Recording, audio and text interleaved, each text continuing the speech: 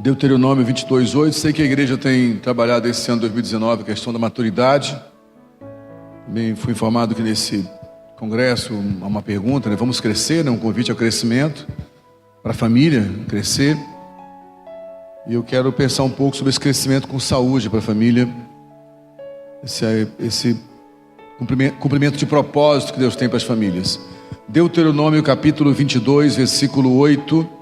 Diz assim a palavra do Senhor: quando você construir uma casa nova, faça um parapeito em torno do terraço, para que não traga sobre a sua casa culpa pelo derramamento de sangue inocente, caso alguém caia do terraço. Eu vou reler.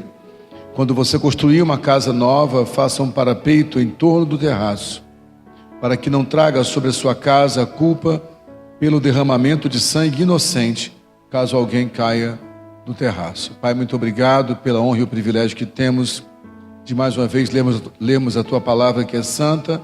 Pedimos que o Senhor nos ajude a, de maneira clara, de maneira transparente, repartir aquilo que o Senhor colocou em nossos corações acerca desse texto.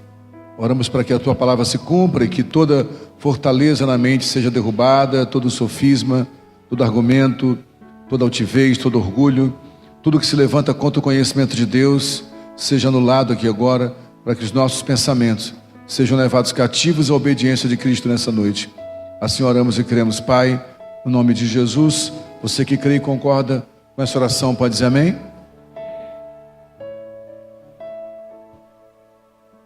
Então, quando falamos de crescimento, quando a família é convidada a crescer, e crescer pode significar muita coisa, né? Crescer em número, por exemplo. Meu pai levou isso a sério, né? Meu pai levou a sério a família crescer e teve com a minha mãe 13 filhos, né? Já não, se for nessa perspectiva, eu não cresci muito não, foi um filho só, né? Biológico, pelo menos, de sangue, né? Que tem os filhos do coração, os filhos emocionais, espirituais. Mas você pode crescer com o número de filhos, né? Crescer financeiramente, prosperando, enriquecendo. Mas eu acho que nós crescemos quando cumprimos o propósito. Qualquer um de nós, cada indivíduo. Estou vendo aqui a proposta, a perspectiva da maturidade espiritual, simbolizado por uma árvore com raízes, né? E quando você pensa, por exemplo, em crescimento, no Salmo 1, o salmista fala sobre dois caminhos: o caminho do ímpio e o caminho do justo. Ele fala que o caminho do ímpio perecerá e o caminho do justo, né, prosperará, né? Ele fala que tudo que o justo fizer prosperará. Mas ele aponta para um caminho que é uma árvore, né? Uma árvore plantada junto a ribeiros. Como é que uma árvore caminha, gente? Como é que uma árvore vai caminhar? A árvore está ali nos desenhos animados mesmo, né?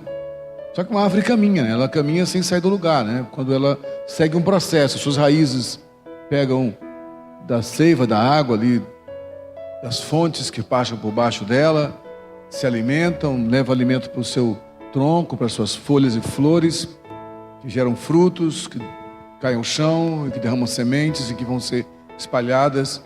Então o processo, o caminho da árvore é um processo. Sem sair do lugar fisicamente, ela está crescendo e dando propósito à sua existência. Todo organismo vivo, todo organismo de Deus tem um propósito para cumprir. E a família também tem um propósito. E no propósito que Deus deu à família, na sua palavra, para que ela possa crescer nesse propósito, alguns princípios precisam ser obedecidos. Eu quero pensar um pouco sobre isso hoje. O texto que lemos é um texto interessante.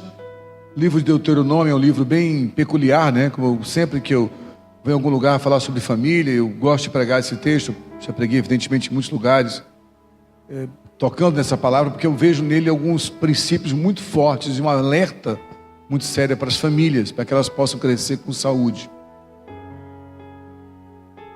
O livro de Deuteronômio, como eu falei, é um livro peculiar, porque é um livro escrito para um grupo específico de pessoas, né?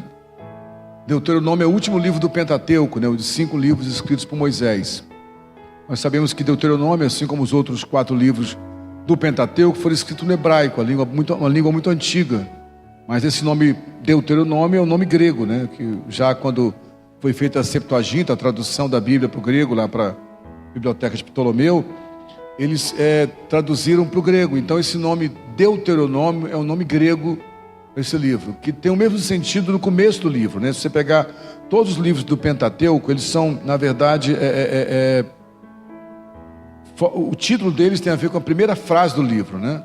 Então, Gênesis é no princípio, né? Bereshit é no princípio, é o nome do livro, Gênesis, princípio. E Deuteronômio começa com essas são as palavras ditas por Moisés, né? Palavras da lei. Mas essas palavras ditas por Moisés são a palavra de repetição. Por que repetição? Porque Moisés está repetindo a lei dada a ele no Monte Sinai e que ele registrou no livro de Êxodo. Então, Deuteronômio é a junção de duas palavras gregas, né? Deuteros e nomos, né? Deuteros quer dizer repetição, novidade, novamente, né? E nomos é um conjunto de leis. Então, repetição da lei. Por que Deus se interessou em escrever um livro com essa perspectiva de repetição da lei? Porque esse livro é escrito no final da peregrinação no deserto. Vocês devem lembrar que o povo de Israel peregrinou por 40 anos no deserto até chegar à terra prometida. E lá no deserto, logo no começo da jornada, Deus dá a primeira lei, né? A lei no livro de Êxodo. E agora ele repete essa lei no livro de Deuteronômio, já no final da jornada. Porque a maioria do povo, aqueles que saíram do Egito, tendo de 40 anos para cima, morreram no deserto. As exceções foram Josué e Caleb. O próprio Moisés também não entrou na terra prometida. Então, na verdade, é uma nova geração que nasceu no deserto, que nasceu nessa jornada e que vai, de fato, assumir a terra prometida. Então, Deus traz uma palavra de lembrança a eles de em qual lei eles estavam pautados. O livro de Deuteronômio é um livro que traz um manual de nação. Se você ler Deuteronômio, é interessante demais.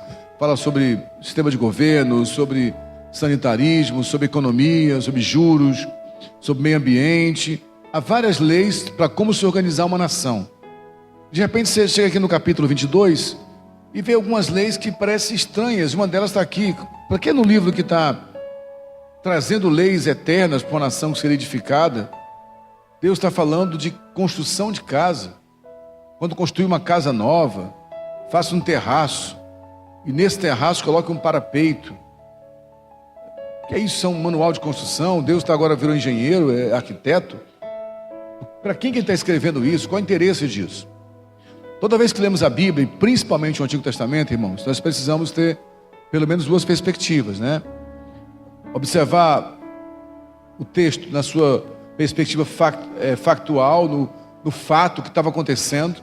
O fato era que esse povo era um povo escravo, filhos de escravos, netos de escravos, bisnetos de escravos, tataranetos de escravos.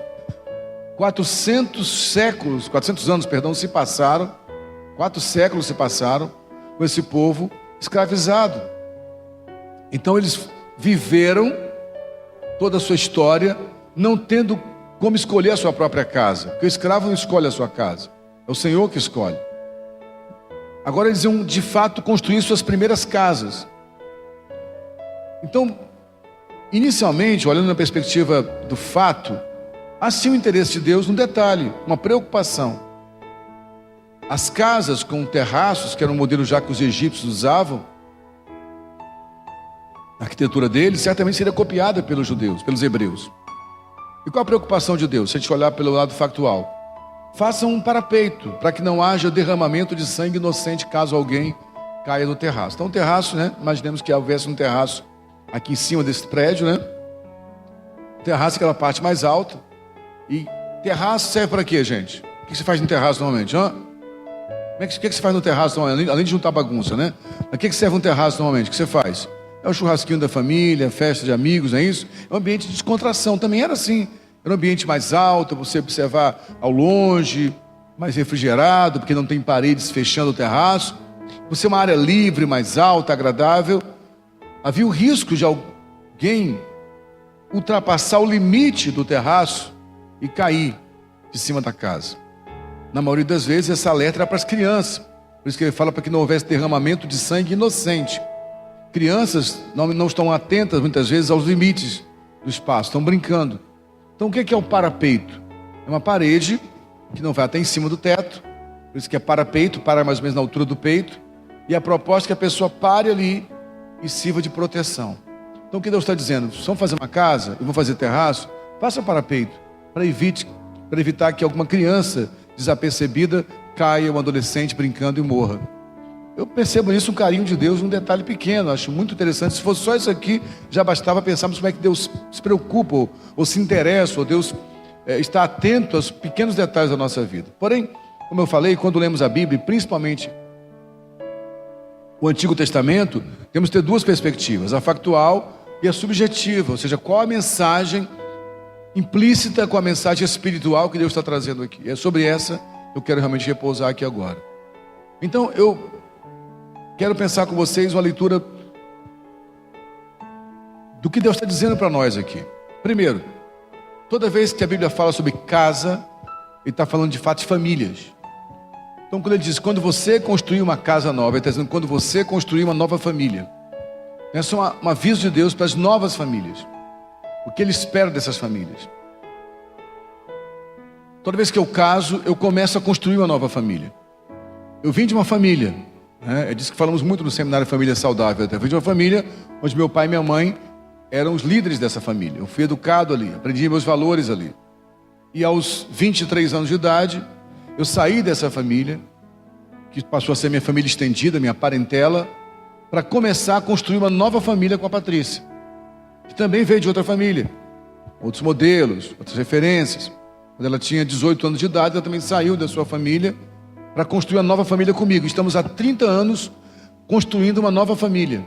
Por que eu digo que estamos construindo? Porque essa construção é para a vida toda. Não existe um passe de mágica. Na hora que você vem diante do altar, do juiz de paz, e celebra a união conjugal, o matrimônio, não tem uma vara de condão. Você não se torna de repente adulto e casado ali.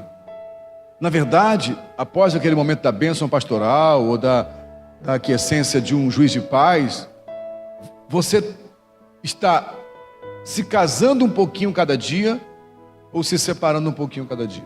É um processo. É desse processo que a gente está falando. Da construção de uma nova família. Toda família é uma construção. E construção dá trabalho.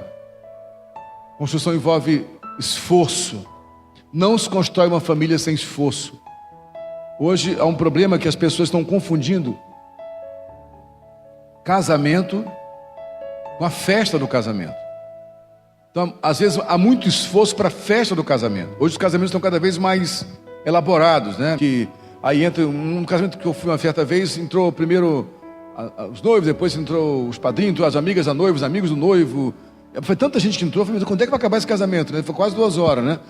E outra coisa é a festa, pessoal, é legal, meu filho vai casar agora em setembro, eu sei como é que é a expectativa, né? Você se organiza e paga caro, né?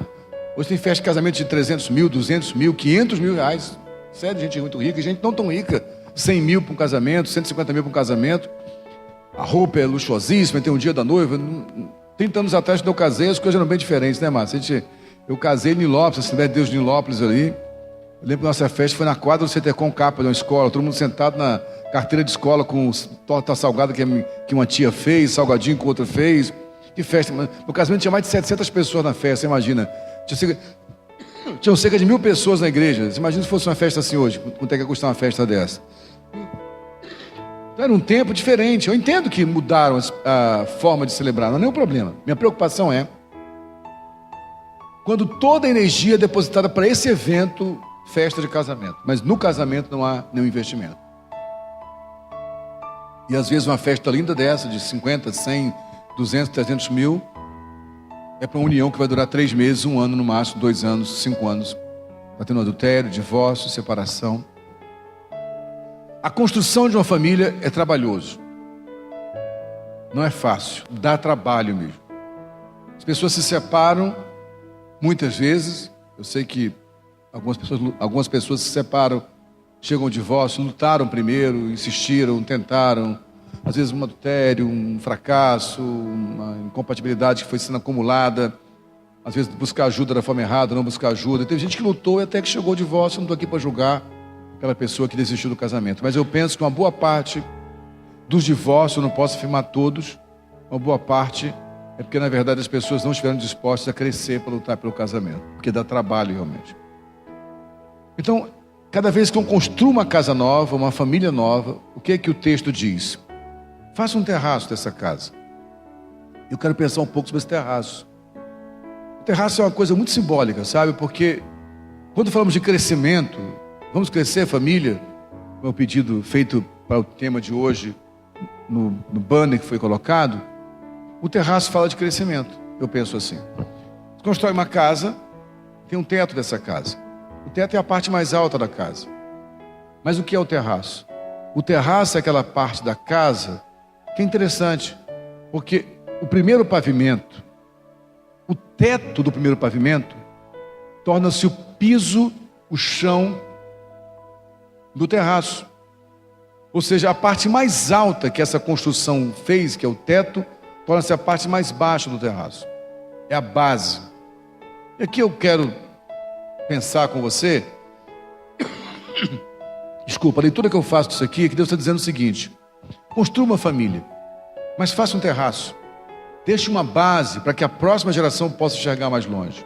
Tudo que você fizer, tudo que você construir, seja uma base para a próxima geração. E ao levantar esse terraço, permita que a próxima geração veja além de você. Você entende isso? Quando eu penso na missão da família, essa é a missão da família na minha perspectiva. Na perspectiva que eu entendo que é a perspectiva bíblica. É deixar um legado para as próximas gerações. Todo o esforço que meu pai teve para me educar, meu pai foi um cara analfabeto, mestre de obras, primeiro servente, pedreiro, mestre de obras, nunca estudou, nunca foi uma sala de aula, não sabia ler nem escrever. Do jeito dele, se esforçou, construiu sua família, edificou sua casa, educou seus filhos. Obrigado, meu amado.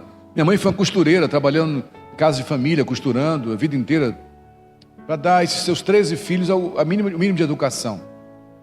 E eu pude ver, evidentemente, que eu e minha família, todos foram além dos meus pais, na educação, não digo da educação formal, né, na formação acadêmica. Minha mãe pôde acabar sua história de uma mulher muito pobre, está lá viva até hoje, 94 anos de idade, vai partir para a eternidade com a alegria de ter visto seus filhos, uma boa parte deles formados em faculdade, ter 4 pastores na família, né, exercendo o ministério pastoral. Mas o meu filho, eu já dei ele uma base para que ele possa ir um pouco além disso. E essa é a perspectiva de Deus, que cada geração possa ir além da outra geração. Para que isso aconteça, eu preciso ter uma boa base aqui para sustentar isso. Sim, o que os pais fazem é uma base, para que essa geração que está acima possa enxergar mais longe. Eles vão enxergar mais longe que nós mesmos, irmãos. Tanto nossas famílias, como na igreja, a nova geração.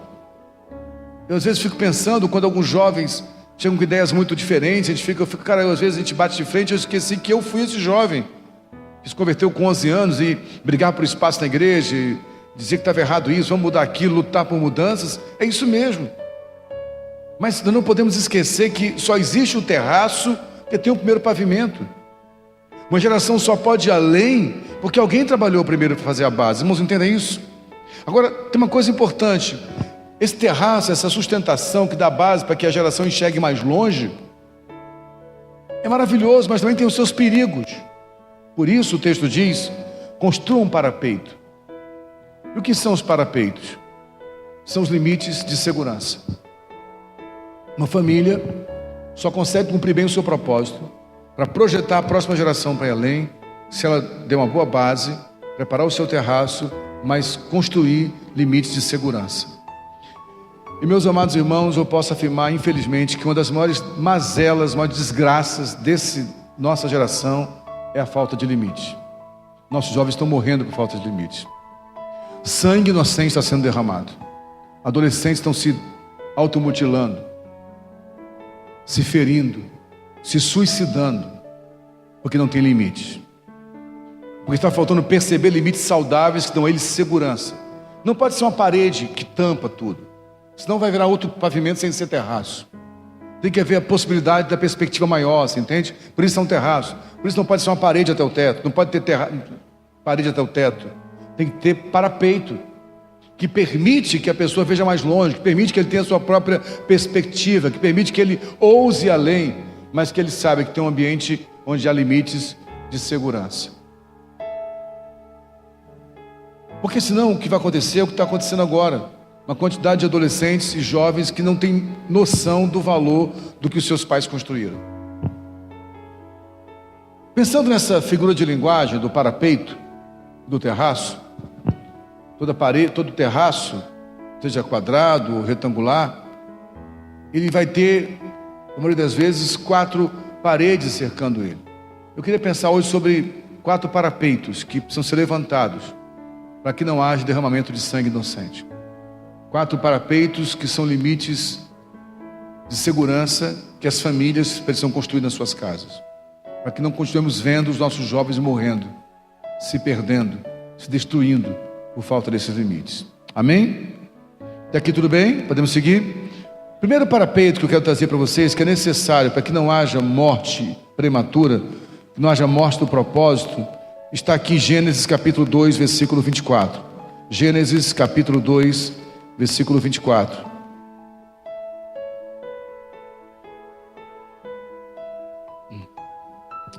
Por essa razão o homem deixará pai e mãe, se unirá à sua mulher, e eles se tornarão uma só carne. O primeiro parapeito que vamos precisar levantar para que não haja mais morte prematura dos projetos de Deus para a próxima geração. Lembra disso? Estamos falando de vem crescer a família, de maturidade, de propósito, de processo. Eu entendo que a missão da família, o propósito da existência da família é entregar à sociedade filhos autônomos e maduros que vão seguir sua própria história, e saudáveis, que vão saber quem são, que vão iniciar uma nova família para ir um pouco além. Isso é a saúde.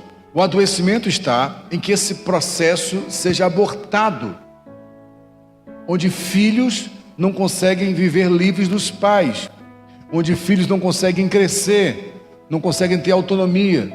Ah não, mas minha casa é uma casa boa, meus filhos têm estrutura boa, meus filhos estudaram, têm uma boa faculdade, meus filhos ganham dinheiro.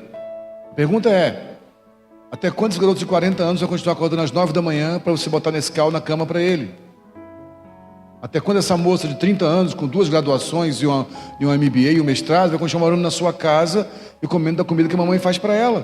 Porque não foi esse o propósito de Deus, irmãos. É que cada geração comece uma nova história. Irmãos, entendem o que eu estou falando, irmãos? Amém? Onde é que eu digo isso? Onde é que eu provo isso? Na palavra. Deixará pai e mãe, se unirá a sua mulher ou seu marido e se tornarão uma só carne.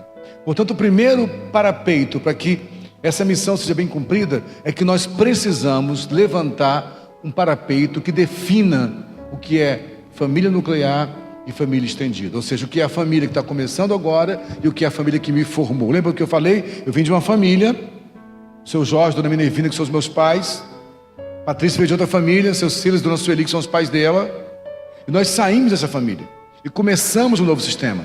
E agora Aleph, nosso filho, recebeu de mim, de Patrícia, e lógico, recebeu de mim do que eu recebi de lá de trás e filtrei para a minha nova família, e Patrícia também, para que o Aleph recebesse agora desse casal, Silfarne e Patrícia, modelos e referência. Agora daqui a alguns meses, se o senhor se permitir, o Aleph está saindo de casa para começar a história dele com a Suelen. Agora aos 25 anos de idade ele vai sair da minha casa, começar uma nova história, vai cometer erros e acertos, mas vai ter a missão de preparar uma nova geração. Por isso é importante que esse limite seja muito claro. Por que eu estou colocando nesse ponto aqui, irmãos? Se há uma questão que tem adoecido as famílias brasileiras, e muito especificamente as famílias brasileiras, é esse emaranhado entre família nuclear e família estendida. Está matando as gerações, está faltando definição do que é família.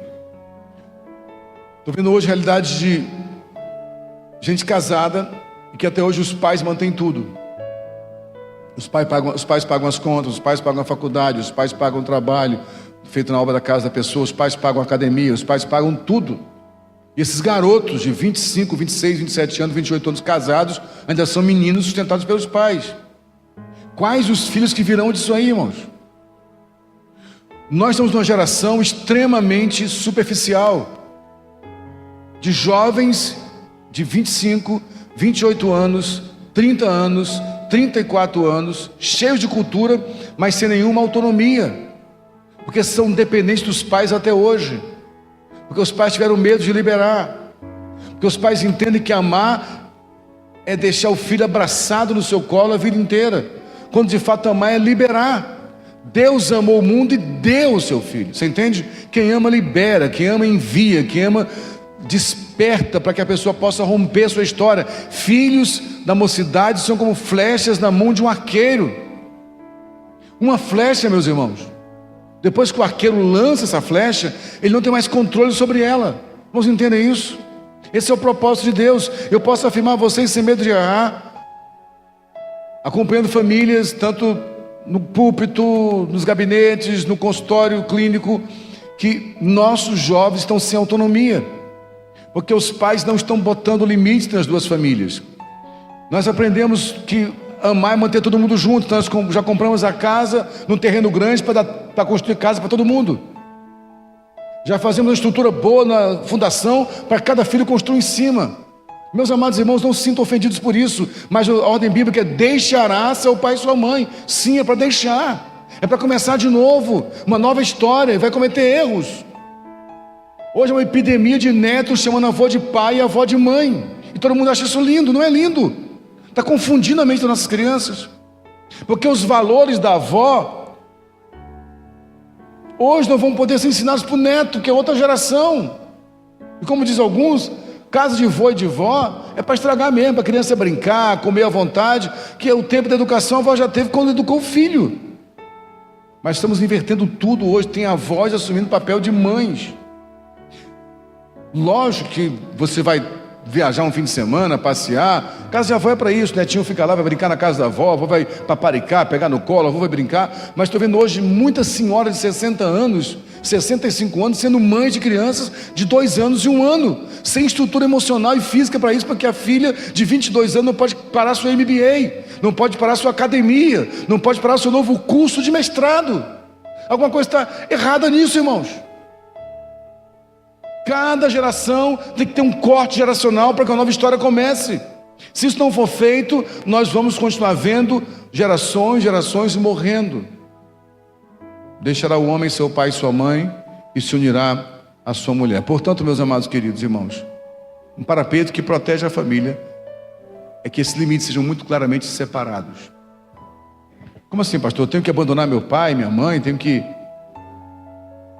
Só porque eu casei, agora eu vou desprezar meu pai e minha mãe? Percebam se não é mais ou menos assim que acontece. Na maioria das famílias estão emaranhadas, que não há uma liberdade plena entre as duas gerações. Na maioria das vezes, só uma das pernas da família de origem é beneficiada. É a família do pai ou a família da mãe. Porque há uma prisão familiar. Então quero recomendar aos jovens que vão casar ou que são recém-casados: busquem sua autonomia quando casarem. Aprendam, cometam erros, busquem ajuda. E aprendam a buscar ajuda longe da casa do papai e da mamãe. Deus deu a vocês pastores, conselheiros, líderes que vão ajudar vocês. Mas como é que eu vou fazer quando eu tiver conflito com a minha esposa? Não vai procurar papai e mamãe, você saiu de casa já. Deus vai te dar pessoa do teu tamanho para buscar ajuda, amém? Pastor, líderes de célula, discipuladores, psicólogos, terapeutas. Não com papai e mamãe. Eu dou um conselho aos pais que têm filhos casados: deixe os seus filhos trilharem o seu caminho. Não tenham medo disso. Confie na semente que você depositou no coração deles. E se não depositou a semente ao tempo certo, não adianta fazer isso agora. Agora está na hora errada. Não é hora de proteger agora. Lá na nossa igreja temos uma tradição: em todo casamento tem um momento que a gente chama de liberação dos pais, né? Que os pais vêm à frente, põem as mãos sobre os filhos e oram liberando os filhos. Eu marco sempre um encontro com os pais para conversar, para explicar isso. Que cerimônia é essa? Onde há uma oração que os pais, em algumas palavras, dizem: meu filho, eu te libero para que você tenha a sua própria história. Você não precisa ter um casamento igual ao meu. Você pode ser maior do que eu. Você vai educar filhos que vai ser maior do que você.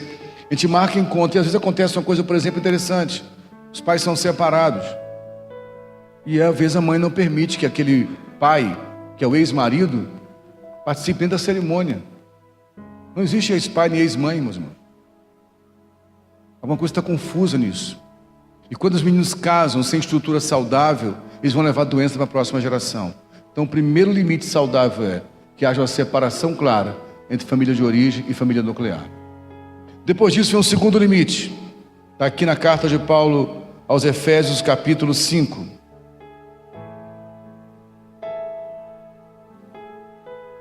Carta de Paulo aos Efésios, capítulo 5.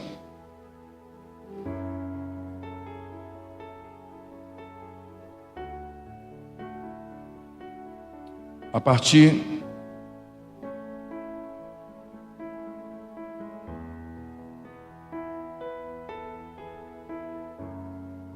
pensei de levar de Efésios da minha Bíblia, está aqui, achei. Efésios 5, a partir do versículo 23, 22. Mulheres, sujeite-se cada uma a seu próprio marido como ao Senhor, pois o marido é o cabeça da mulher, como também Cristo é o cabeça da igreja, que é o seu corpo, do qual ele é o Salvador. 5:24 de Efésios. Assim como a igreja está sujeita a Cristo, também as mulheres estejam sujeitas em tudo a seus maridos. Maridos, ame cada um a sua mulher, assim como Cristo amou a igreja, entregou-se por ela. Não pulem agora para o versículo, de Efésios 5.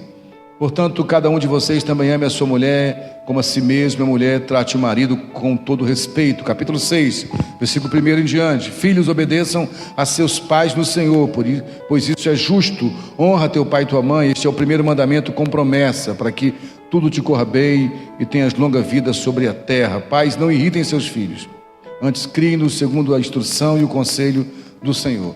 Qual é o segundo parapeito de segurança? É que já que eu distingui muito bem o que é família nuclear e família de origem, eu preciso definir muito bem quais são os papéis dentro dessa nova família. Meus irmãos, eu amo leitura, eu amo ler muita gente que pensa diferente de mim. Eu exerço uma carreira, alguns já sabem, fora do ministério, que é a psicologia. Eu amo a psicologia como profissão, mas para mim quem define família é esse livro aqui.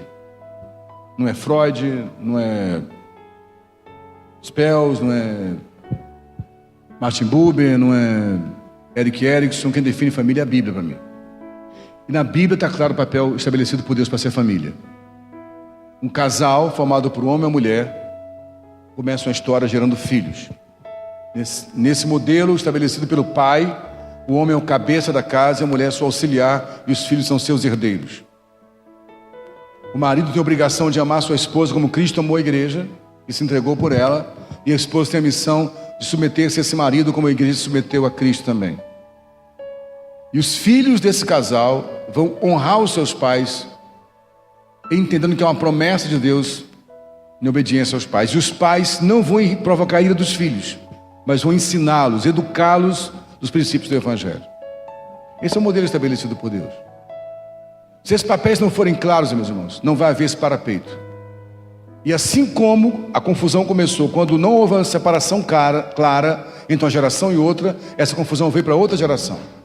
As mesmas famílias estendidas, que não dão autonomia aos seus filhos para começarem suas próprias histórias. O mesmo filho que aos 30 anos deu o filhinho da mamãe, que não pode ir para casa encontrar sua esposa e filhos sem primeiro passar na casa da mãe e pedir a bênção. A mesma filha de 30 anos, casada com 2 filhos, que deixa seus filhos em casa para ir na casa da mãe resolver os problemas com o irmão de 32 anos, que a mãe aos 50 e poucos poderia resolver, os 60 não resolve, e deixa os filhos esquecidos aqui. É a mesma que dentro de casa os papéis são confusos. E hoje nós não sabemos mais quem é quem na família, irmãos. Alguns especialistas dizem que essa geração de crianças tiranas são os reizinhos da casa, são crianças que dão ordens na casa. Isso faz as crianças sofrerem, porque quando eu trato uma criança como se fosse um adulto, daqui a pouco eu vou tratar esse adulto como se fosse criança. Hoje eu vejo um absurdo de pessoas que falam assim: pastor, eu não vim à igreja hoje porque meu filho não quis vir. Mas que houve com teu filho? Não, ele bateu o pé, falou que não vinha. Qual a idade dele? 3 anos, 4 anos. Ele falou: não vou não, mãe. Eu não posso dizer não para ele, pastor. Não traumatiza a criança. Eu vejo absurdo de ir para restaurantes, sentado numa mesa, uma criança de 5, 6 anos, sobe na mesa, pega o prato e o pai fica: desce daí, neném, papai está triste. Não há mais autoridade, irmãos. Sabe por quê? Porque os papéis estão confusos. Porque os homens abriram mão da sua liderança. Porque mulheres assumiram o papel que não é delas. E estão se sobrecarregando. É um sinal disso. Faz um projeto, botar uma campanha de oração na igreja pelas famílias. Vem 30 mulheres e 2 homens. Onde estão esses homens, os varões?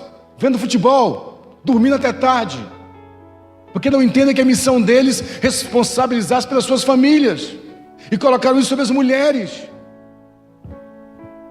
Os papéis estão confusos, irmãos.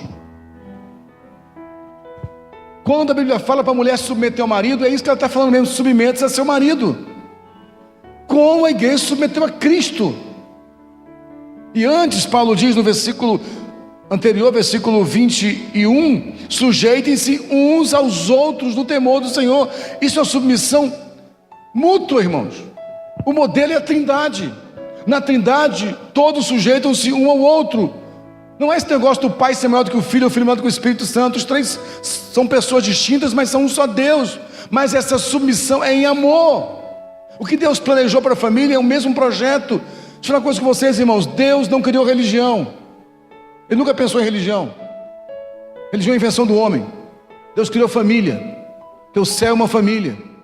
Deus criou uma família para que essa família estabelecesse na terra o modelo do céu.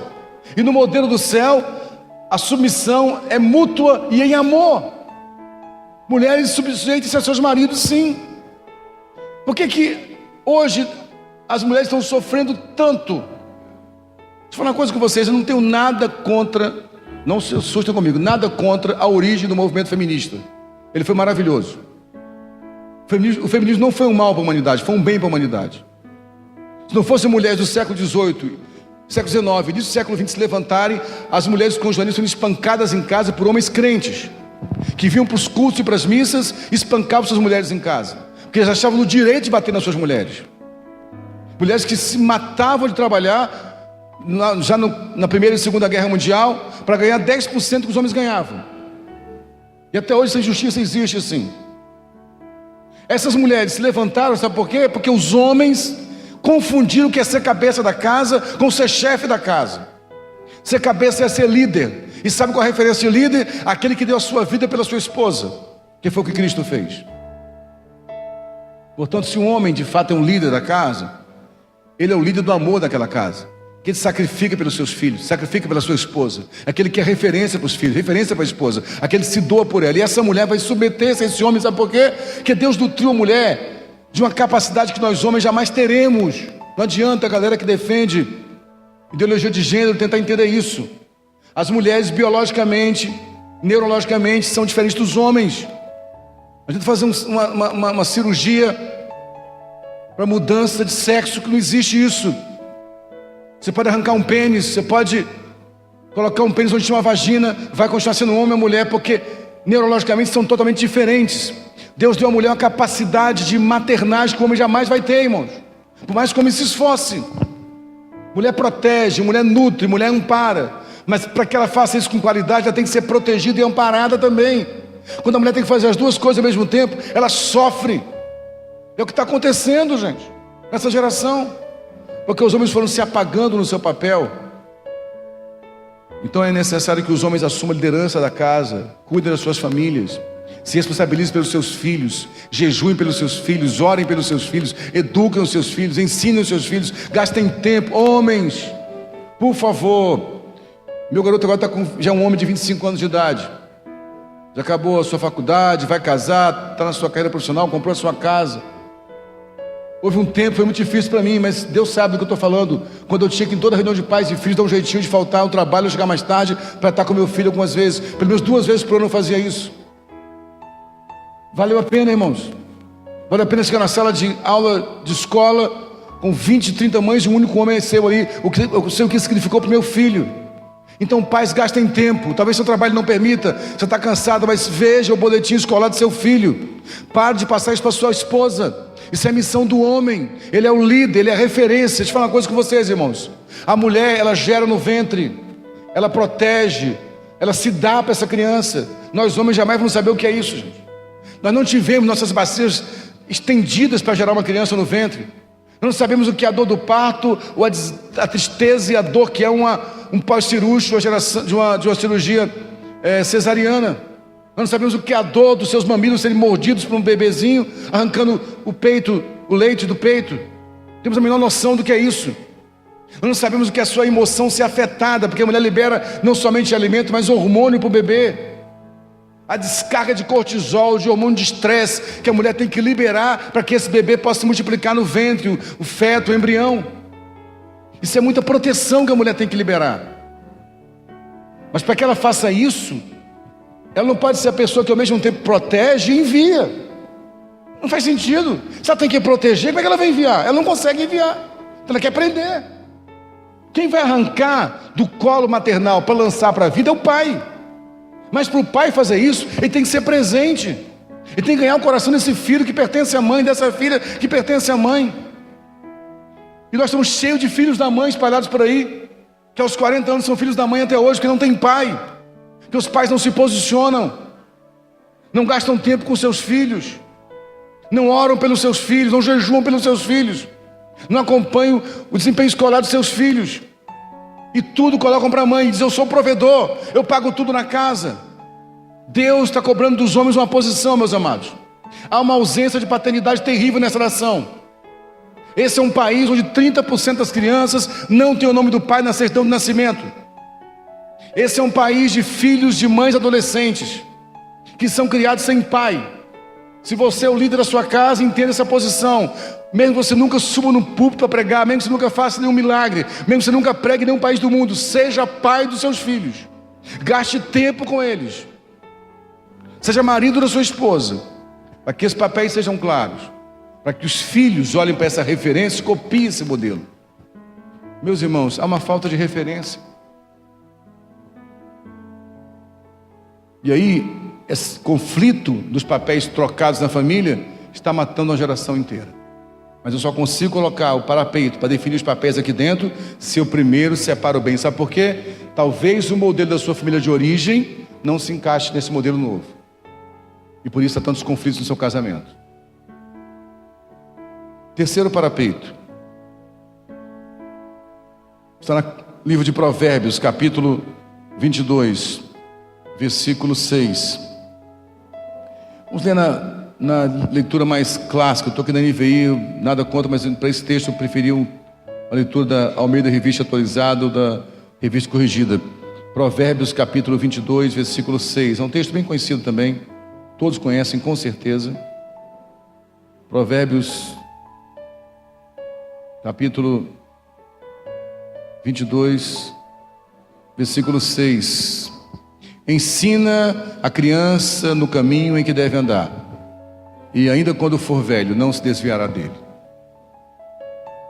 Esse texto é muito forte, porque o terceiro parapeito para evitar morte prematura é exatamente esse aqui: o ensino, a educação, a disciplina, que está faltando nessa geração. De novo, vamos seguir a sequência, porque não separamos bem família estendida de família nuclear, não aprendemos a separar os papéis dentro de casa, não estamos sabendo educar os nossos filhos. Ensina ou educa a criança. O texto está falando sobre educação no caminho que deve andar.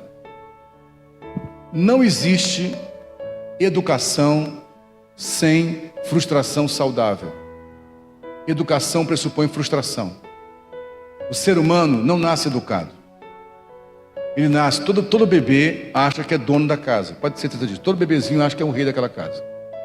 Porque ele chorou, tem alguém para tomar conta. Chorou, tem outro, ele se sente o dono. Um bebê paralisa a família inteira, gente, não é verdade? Aquela coisa maravilhosa, linda. Ele pensa: eu sou o dono, se eu chorar aqui, o mundo todo para. Ele vai começar a aprender ser humano quando ele ouvir não. Quando ele der um tapinha na cara da mamãe, em vez de a mãe falar: ai, que lindinho, fala: não pode, isso não. Ele vai ficar triste, vai chorar, fazer beicinho. Um beicinho de um bebê é difícil segurar, de 6, 7 meses. Não faz beicinho assim, quanto à vontade. Não, pode bater que a mamãe deixa. Ele vai começar a aprender, quando ele fala assim: mãe, eu quero chupar uma bala agora, eu quero chupar uma picolé. Não, vai almoçar agora. Ah, me dá. Toma. É assim que a gente faz. Ele aprende que se ele fizer birra, ele tem o que ele quer.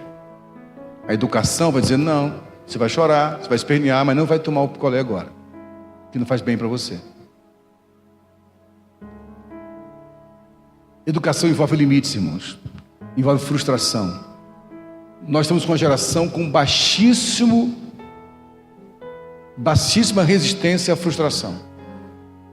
Por isso estou falando que estão indo se automutilar. tomando remédios antidepressivos e ansiolíticos, com 16 anos, 14 anos, 15 anos.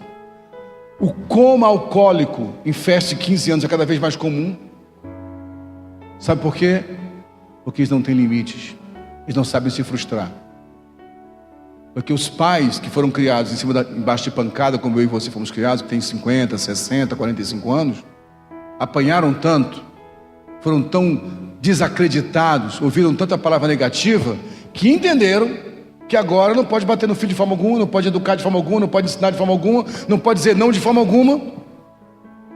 E o pior, tem um filme bem interessante, o filme tem algumas coisas bobas no filme, mas acho que é Arrume Emprego, você já viu esse filme na Netflix, que tem uma cena do filme que é interessante, porque é um grupo de jovens formados na faculdade, moram numa casa, ninguém faz nada para ninguém, ninguém trabalha, vive só jogando videogame, bebendo, depois começa a trabalhar porque o dinheiro acaba.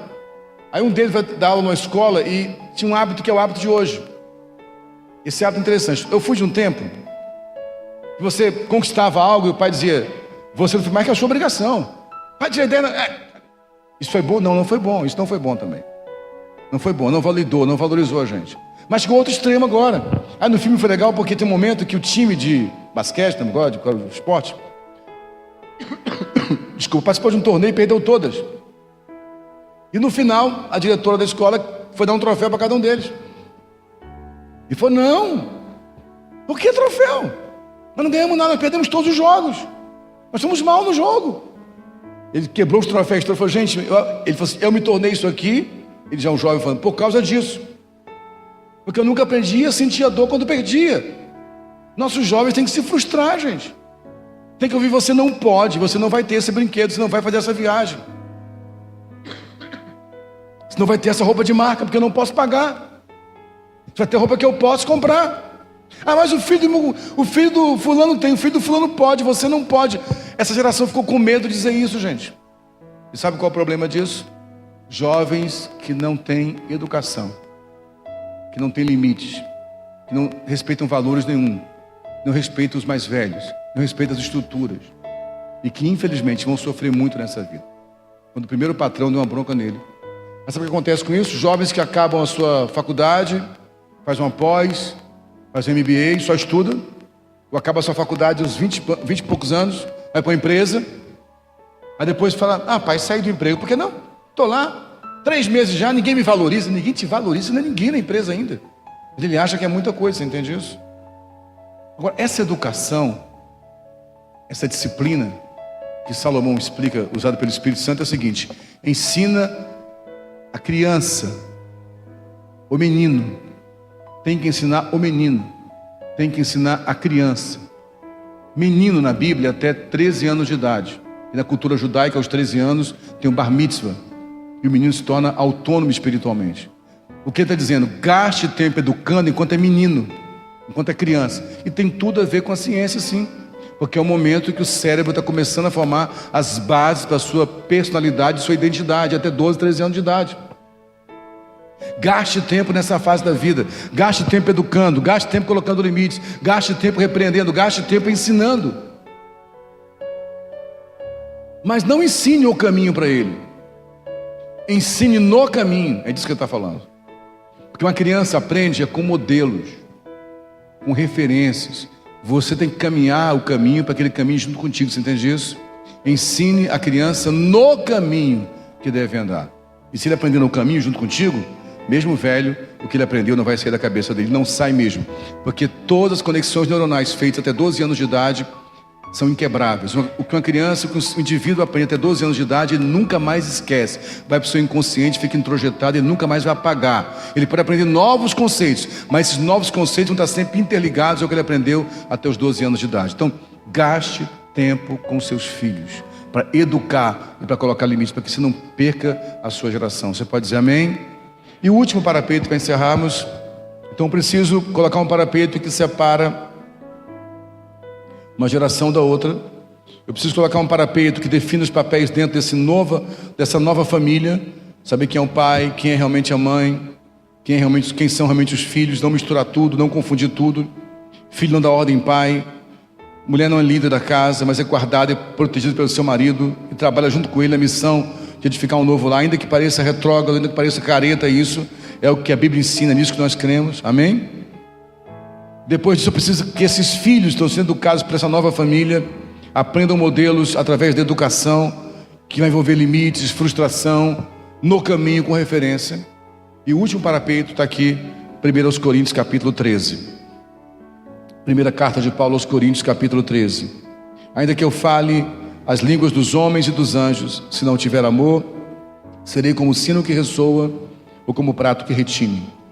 Ainda que eu tenha o dom de profecia e saiba todos os mistérios, todo conhecimento, tenha uma fé capaz de mover montanhas, se não tiver amor, nada serei. Ainda que eu dê aos pobres tudo o que possuo e entregue o meu corpo para ser queimado, se não tiver amor, nada disso me valerá. O amor é paciente, o amor é bondoso, não inveja, não se vangloria, não se orgulha, não maltrata, não procura seus interesses, não se ira facilmente, não guarda rancor. O amor não se alegra com a injustiça, mas se alegra com a verdade. Tudo sofre, tudo crê, tudo espera, tudo suporta. O amor nunca perece, ou o amor jamais acaba. O quarto pilar para que eu possa, o quarto parapeito para que eu possa manter a minha casa guardada, protegida, para que não haja morte prematura, para que não haja derramamento de sangue de uma geração nova que foi alçada a voos mais altos. Tudo isso, quando eu me separar da geração anterior para a nova, quando eu estabelecer os limites da minha casa, dos papéis claros, quando eu educar meu filho dando disciplina, tudo isso tem que ser batizado no amor. Esse amor citado por Paulo aqui, que tudo pode, tudo suporta, tudo espera, tudo crê. Esse amor que não tem inveja, que não há espaço para vanglória. Esse amor que se alegra muito mais com o bem do outro, com o seu próprio bem. Esse amor de entrega, de sacrifício. Esse amor que jamais acaba. Ah, mas pastor, peraí. Aí o senhor foi demais. Como que o amor jamais acaba? Sim, eu fico com a Bíblia. Se a Bíblia diz que o amor jamais acaba, eu creio nisso. O problema é que o amor, às vezes, ele é entulhado sob escombros de mágoa e ressentimento. Mas ele está ali. É nesse amor, vindo do Pai, foi repartido por nós, que nós podemos viver todos esses limites saudáveis. Mas por que esse amor não tem sido vivenciado nas famílias? Eu quero fechar citando o próprio capítulo 13 de 1 Coríntios, o versículo 11. Por favor, 1 Coríntios 13, 11, para encerrar aqui a palavra. Quando eu era menino, falava como menino, pensava como menino e raciocinava como menino. Quando me tornei homem, deixei para trás as coisas de menino. Sabe por que é tão difícil esse amor ser vivido nas famílias? Porque esse amor não é para menino. Esse amor é para gente grande, para quem cresceu, para quem amadureceu. Criança maravilhosa, mas criança não sabe nem amar. Amar, gente, não é sentimento. Amar envolve um processo cognitivo muito evoluído para uma criança. Criança gosta de quem gosta dela. Criança tem prazer em quem dá prazer. Amor envolve renúncia, envolve sacrifício, envolve perder por amor, envolve abrir mão da razão para que a pessoa que eu amo permaneça comigo. Esse tipo de amor é maduro demais para uma criança amar. Por isso Paulo fala no mesmo texto, em todo o texto bíblico, uma regra básica de exegese é que ele não pode ser isolado do contexto. Quando Paulo fala que quando eu era menino, eu pensava, eu raciocinava, eu falava como menino, e quando me tornei homem, deixei para trás as coisas de menino, ele está dizendo o seguinte: para que eu possa amar dessa forma, eu preciso deixar de ser menino, deixar de ser imaturo, deixar de ficar mimado por qualquer coisa. Em nome de Jesus, irmãos, nós falamos no começo da palavra que construir uma casa dá muito trabalho, e dá muito trabalho. Na construção de uma casa você se machuca, você se fere, você se cansa, você se irrita, você tem raiva. Você faz um projeto, parece que está certo, não está nem assim que funciona. Você faz um orçamento, você vai gastar 1.000, gasta 2.000, nem assim que acontece na construção, gente. A construção de uma família também é assim. Por mais que eu calcule os custos. Um dia meu filho me perguntou: pai, eu estou com medo porque eu não tenho certeza se a Sueli vai ser de fato a mulher da minha vida. Eu falei: filho, você nunca vai ter a certeza. Eu não tinha 30 anos atrás. Eu não casei com a tua mãe. Isso é uma construção. Ninguém casa com a convicção que o outro é a pessoa certa para ele. Isso é um processo dia após dia, que dá muito trabalho, que tem feridas, que tem desgaste, que tem cansaço. Vamos lembrar aquela frase que alguns dizem que é da esposa do Billy Graham, não sei se é mesmo, mas dizem que é. Quando eles fizeram 50 anos de casado, alguém perguntou para ela se alguma vez ela pensou em divórcio. A pessoa de 50 anos, nunca pensei em divórcio, mas de homicídio eu pensei algumas vezes. Quando a gente ama, tem vontade de matar às vezes, mas a gente continua amando, você entende isso? Nem sempre eu estou gostando da minha esposa, mas eu amo. Nem sempre estou gostando do Márcio, mas eu amo. Porque amor não é a mesma coisa que gostar. Eu posso amar mesmo não gostando naquele momento. O amor passa por isso tudo e se mantém firme. Amor é algo muito maduro, irmãos. Amor vem de Deus. Esse amor tem que ser o que vai ser a liga, vai ser amálgama, o que vai unir todo esse processo de deixar a casa do pai, não permitir mais que a geração anterior interfira aqui dando ordens. Eu comecei uma coisa nova, uma nova família, fazer diferente. Talvez não arrume o sofá diferente que minha mãe arrumava.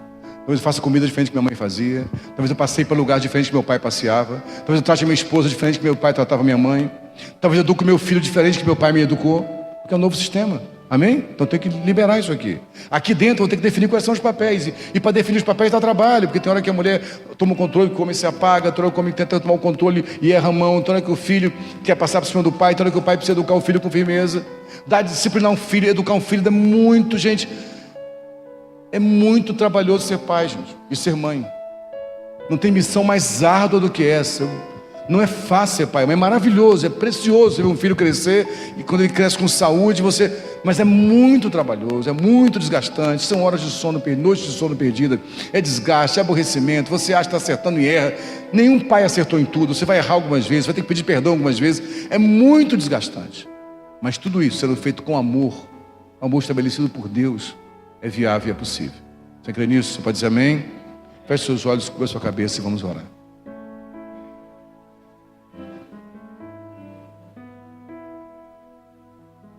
Pai, eu tentei comunicar da melhor forma que eu pude aquilo que o Senhor colocou no meu coração. Mas eu sei que todo o meu esforço, toda a minha retórica não pode alcançar o espírito de ninguém. No máximo, a cognição, o intelecto, a emoção. Quem vai até a divisão da alma e do espírito é a tua palavra, que também é espírito. Então peço que a tua palavra alcance o espírito de cada irmão que está aqui, de cada irmã, nessa noite. E que ele possa absorver essa palavra. Eu oro por famílias que estão vendo suas gerações se perderem. Famílias, geração após geração, com tragédias, com falências, com divórcios, com quebras, com mortes, com doença emocional e espiritual. Famílias que tentaram alçar os filhos a um voo mais alto, mas não souberam criar parapeitos de segurança. Eu oro por casais que não estão conseguindo ter autonomia em relação aos seus pais. Que o Senhor visite esse homem, essa mulher, esse jovem casal, que ele aprenda a buscar ajuda em outro lugar que não seja nos pais para seus conflitos. Oro por pais que, talvez por carência interna deles mesmos, não têm coragem de liberar os filhos, que eles fiquem livres em Deus, confiem na semente depositada. Oro por famílias que estão confusas, muitas mulheres têm se queixado disso, que assumam o comando porque os homens se esquivam. Muitas mulheres dizem: eu não quero assumir, mas o meu marido se esquiva, ele se omite, eu acabo tomando a posição dele. E elas sofrem por isso. Homens que vieram de famílias disfuncionais, de um pai muito agressivo, de um pai muito violento. Homens que viram seu pai, muitas vezes agredindo sua mãe fisicamente ou verbalmente, e por conta disso foram para outro extremo, Senhor, e não conseguem ser líderes na sua casa, se omitem. Oro por filhos, estão sofrendo por se colocar no lugar dos pais. Filhos que se casaram com seus pais, com as suas mães. Filhos que adoecem para manter o casamento dos pais juntos. Filhos que rebelam-se para manter o casamento dos pais juntos e sofrem com isso. Pai, em nome de Jesus, eu oro por pais que não têm autoridade nos seus filhos, têm medo de colocar limites. Eu oro por famílias, Senhor, que não conseguem disciplinar os seus filhos. Que o Senhor os batize no amor do Pai hoje, Senhor, no amor de 1 Coríntios 13. Conduz-os a um caminho de maturidade, de amadurecimento, para que se tornem pessoas adultas, que não agem mais como meninos, mas que amam de forma madura, amam seus cônjuges, amam seus filhos, amam bastante as gerações anteriores, para, respeitando essas gerações, respeitando e honrando o que receberam, coloque limites de amor claro entre as gerações. Eu oro para que o Senhor salve essas famílias, e não queremos mais ver nossos filhos morrendo, Pai. Chega de ver adolescentes se automutilando, Pai, se suicidando, se drogando. Por favor, Senhor, que haja um tempo de salvação das famílias. É por isso que oramos e nisso que cremos. E oramos assim, Pai, no nome de Jesus. Amém? Deus abençoe os irmãos.